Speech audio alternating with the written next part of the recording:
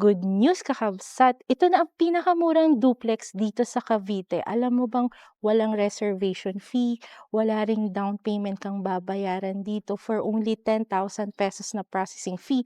Kasama na yung tubig at kuryente. Sa pag-apply mo sa bahay, ay magkakaroon ka na ng ganitong duplex. 1 to 2 rides lang, nasa PITX or Metro Manila ka na. So wag na nating patagalin pa. Tripping na tayo. Hi kakabsat, Dayan Soriano po, your real estate mom, and welcome to your bahay Pagsibol Village here in Barangay Muson, Naik, Cavite.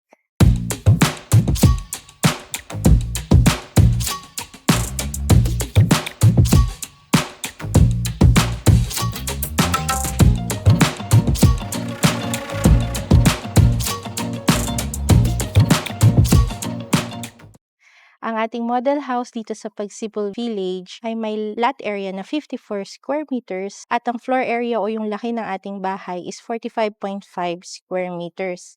As you can see po, ang ating model house dito sa Pagsibol Village ay isang duplex house na po. Ibig sabihin po, meron po tayong extra space sa isang side po ng ating bahay. And then as you can see po, kapag duplex po tayo, meron po tayong mga bintana hindi lang po sa harap, hindi lang din po sa likod, meron din po tayong bintana dito po sa gilid ng ating bahay. As you can see po, ang ating actual turnover po sa harap or exterior po ng bahay ay complete finish na po. Makulay po yung ating exterior, yung harap po ng ating bahay. Pinturado na po siya. So, kahit wala na po kayong gawin ho dun sa harap ng bahay niyo po, bubungad po sa inyo yung napakalawak po nating extra space dito po sa may gilid natin. And then, dito naman po sa ating harap po, yung frontage po natin, ang setback po natin is may lapad po na 1 meter and may haba po na 6 meter.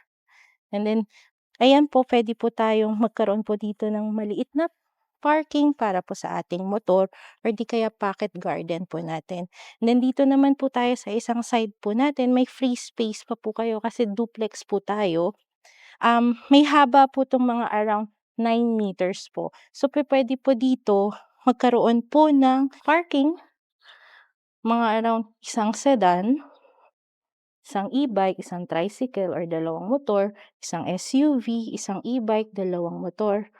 Or di kaya pwede nyo pong gawing extra po na or additional po na bedroom sa likod. And then dito po yung ating parking. Or kung business-minded naman po tayo, since hindi naman po stricto si developer, pwede po tayong maglagay dito ng ating business. Maaaring sari-sari store, munting kainan, or di kaya magbebenta lang po tayo ng mga pagkain or mga ulam, pwede po yun dahil hindi naman po stricto si developer. At least, magkakaroon pa po kayo ng mga additional income pagdating po dito sa sarili niyo pong bahay. And napakalawak po. Hanggang dito po siya. Hanggang dito po siya. So, hati kayo ng kapitbahay nyo sa likod. So, sa duplex naman, maaaring dalawa lang kayong magkatabi or di kaya 4 kayong magkatabi na magkatalikuran. So, pasok naman tayo sa ating actual turnover dito sa Pagsibol Village. So, nandito na tayo sa harap ng ating model house dito sa Pagsibol Village, located to sa Barangay Muson, Naik, Cavite. Makikita nyo sa harapan, sementado naman na po yung unang tapakan natin at saka yung parang porch area po natin. Doon kagandahan, medyo may lilim pa or may maliit na ceiling po pagpasok po natin ng pintuan. And then dito po sa pintuan na to, steel door po siya. May isa po siyang lock set. Pasok tayo. Pag makikita nyo yung ating pintuan, steel door, napakalaki niya. As in, mahigit pa sa isang katawan ko. And then, sarado natin. Kahit isarado natin yung pintuan, makikita nyo, napaka-aliwalas ng ating bahay. And then, buksan muna natin. Ang mga ginamit sa ating bintana is aluminum sliding door. Okay, napaka-modern na nung design. So, kagandahan yan, since duplex po tayo, meron po tayong bintana sa gilid natin. Sa mga townhouses natin, ang bintana kasi is nasa harap, nasa likod lamang. Dito, since duplex tayo, pwede tayong magkaroon ng bintana dito sa harap, sa likod, at dito sa gilid. And then as you can see, malaki po ang ating bintana. So, napakaganda dahil pwedeng dito sa harap ng bintana, papasok yung malamig na hangin and then ilalabas naman dito sa kabilang side yung init dito sa loob ng bahay. Since painted na yung ating walls, kayo na rin na makakapag-decide kung anong klaseng or pwede nyong lagyan or dagdagan or palitan yung ating pintura dahil kayo naman yung magde-decide kung anong klaseng interior or yung design nyo dito sa loob ng bahay. And then ganun din po sa ating flooring. Since ang ating flooring is plain cement finish, pwedeng kayo pong makapag-decide kung anong klaseng tiles yung ilalagay po natin dito.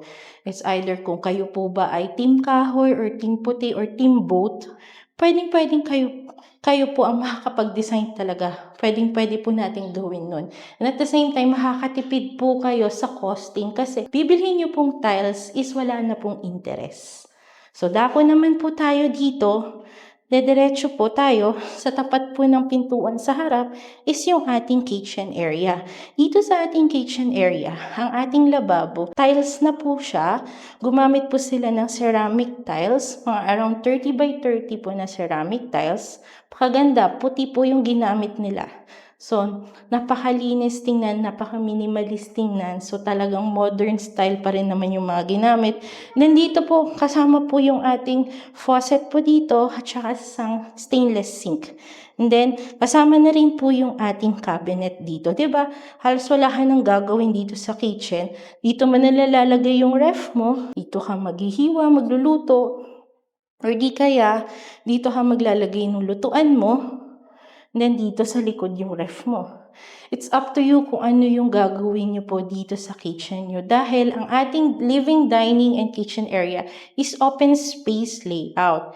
Yun naman po kagandahan dahil kayo po makakapag-decide kung paano nyo i-layout or kung saan nyo po ilulugar yung living, dining, and kitchen nyo. Basta po ang ating kitchen is dito po sa ating likod. And pwede po kayong mag-decide kung dyan po yung kung mag-L-type po kayo na kitchen or mag-U-type na po kayo na kitchen.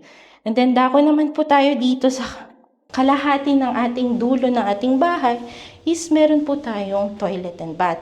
Dito po sa toilet and bath is may tiles na po yung ating walls. Hindi po siya fully tiled, pero ang kagandahan nun, may tile na po siya, so pwedeng kahit hindi na po tayo maglagay ng tiles at pwede na rin po talagang makalipat agad dahil kompleto na po yan. May shower po tayo dito, may faucet, may toilet bowl, meron na rin po tayong sink po dito, tsaka meron na rin po yung kasamang faucet. And then, nakaabang na rin po yung ating lagayan po ng ilaw and then yung ating switches dito po.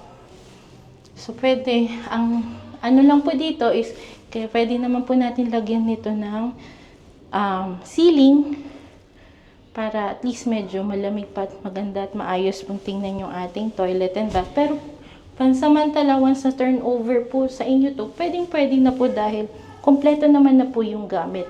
And then yung pintuan po natin ay PVC flush type po.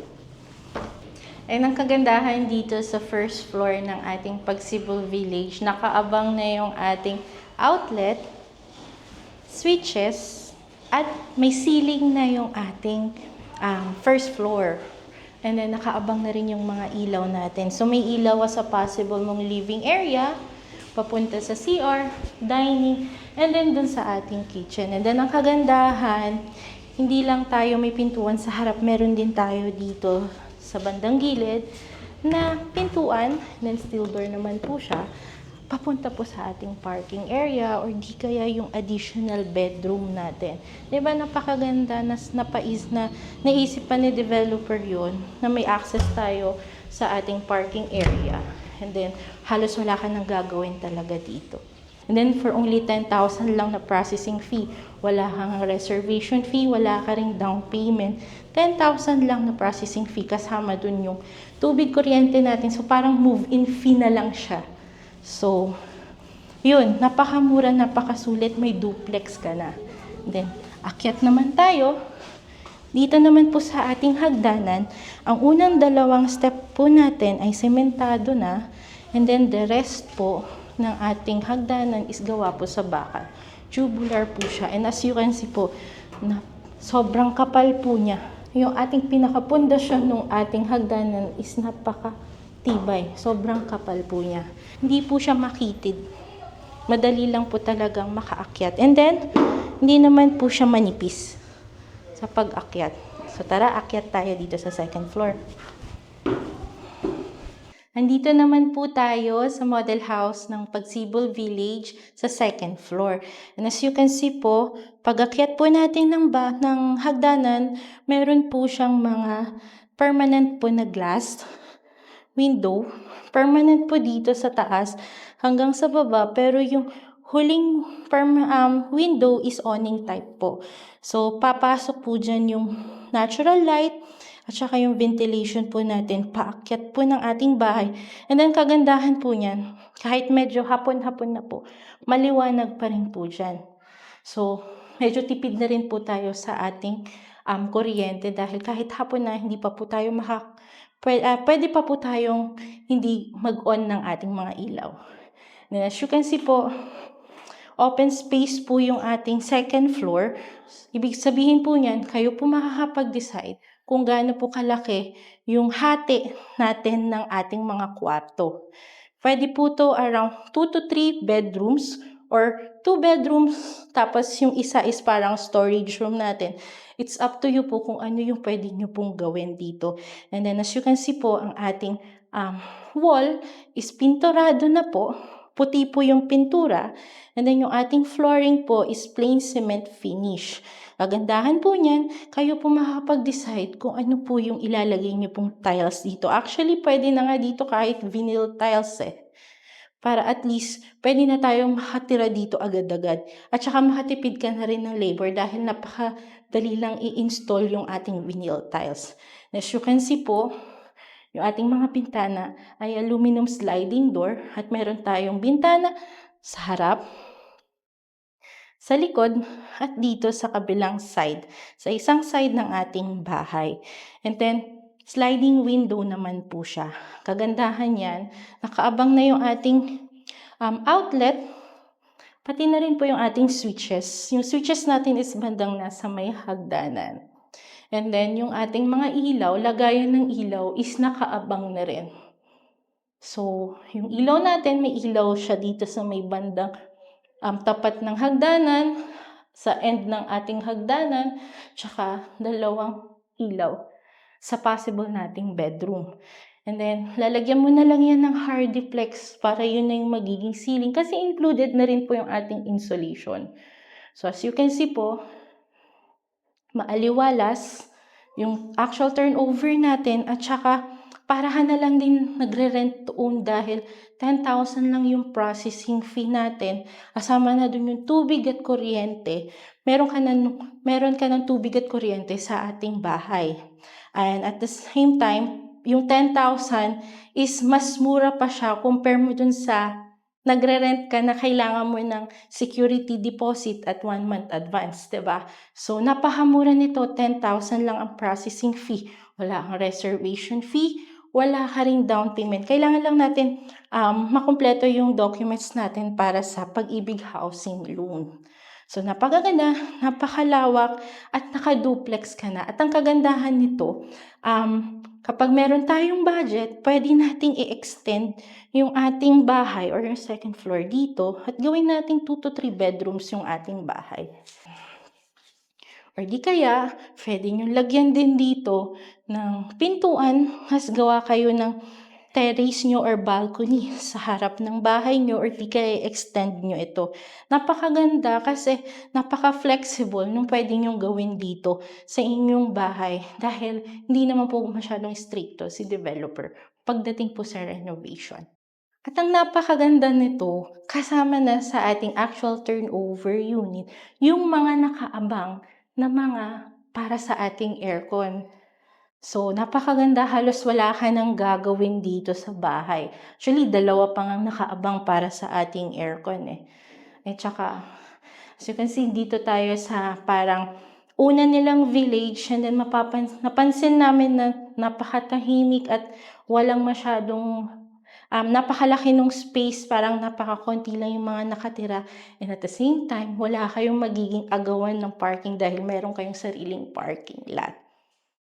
Kung interesado kayo sa Pagsibol Village dito sa Barangay Muson, Naik, Cavite, wala tong reservation fee, wala ring down payment, 10,000 pesos processing fee, kasama na dun yung pag-apply natin ng tubig at kuryente, at magkakaroon na kayo ng ganitong napakalaking duplex na bahay.